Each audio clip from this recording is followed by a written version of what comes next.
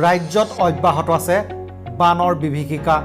দৰং জিলাৰ চিপাঝাৰ সমষ্টিৰ অন্তৰ্গত খলিহৈ ৰামদেলিপাৰাত ৰঙামাটিত কৰুৱা সংযোগী মাথাউৰি পৰিদৰ্শন কৰে এটা সজাতিৰ দলে।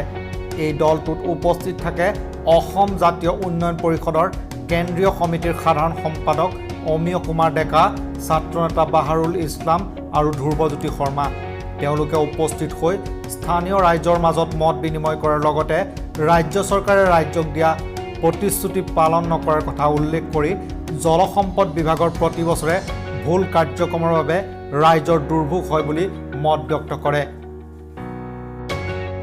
সংস্থাটোৱে খিলঞ্জীয়া ৰাইজৰ হৈ সদায় কাম কৰি যাব বুলি ঘোষণা কৰে। অন্যহাতে জিলা প্ৰশাসনে গুৰুত্ব প্ৰদান কৰি অৰ্ধনিৰ্মিত অৱস্থাত থকা উক্ত মাথাউৰিটো তৎকালীনভাৱে সুব্যৱস্থা কৰিবলৈ আহ্বান জনায়। ইফালে পশুধনৰ খাদ্যৰ নাটনিয়েও ভয়াৱহ ৰূপ ধাৰণ কৰিছে। বৃহত্তৰ অঞ্চলটিত বহু মহৰ খুটি থকাত মহৰ খাদ্যৰ অভাৱ ঘটিছে। মাথাউৰিবোৰত মহৰ সৈতে মানুহেও আশ্ৰয় ল'বলগীয়া দৃশ্য বৰ দুখ লগা।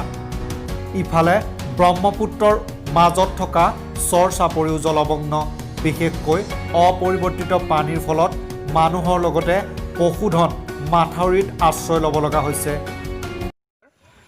আজি খলিহৈৰ এই ৰামদেলিপাৰাৰ যিটো মাথাউৰি যিটো নিৰ্মাণৰ যিটো প্ৰচেষ্টাৰ মাজতে যিটো মানে আমাৰ যিটো ভয়াৱহ যিটো বানপানীৰ যিটো সমস্যা, এইটো আজিলৈকে কিন্তু ইয়াৰ স্থায়ী সমাধান নহ'ল। গতিকে এই ক্ষেত্ৰত আমি অসম জাতীয় উন্নয়ন পৰিষদৰ কেন্দ্ৰীয় সমিতিৰ আজি পৰ্যবেক্ষণ কৰিলোঁ। এটা গুৰুত্বপূৰ্ণ বিষয়, এটা স্পৰ্শকাতৰ বিষয়। গতিকে দৰং জিলা প্ৰশাসনক আমি মুকলিভাৱে আহ্বান জনাইছোঁ যে অতি কম সময়ৰ ভিতৰত যিটো অৰ্ধনিৰ্মিত অৱস্থাত যিটো মাথাউৰি যিটো হৈ আছে, ইয়াক তৎকালীনভাৱে এটা জিলা কৰ্তৃপক্ষই আজি আমি সোনকালে কৰিব বুলি আমি আশা প্ৰকাশ কৰিছোঁ।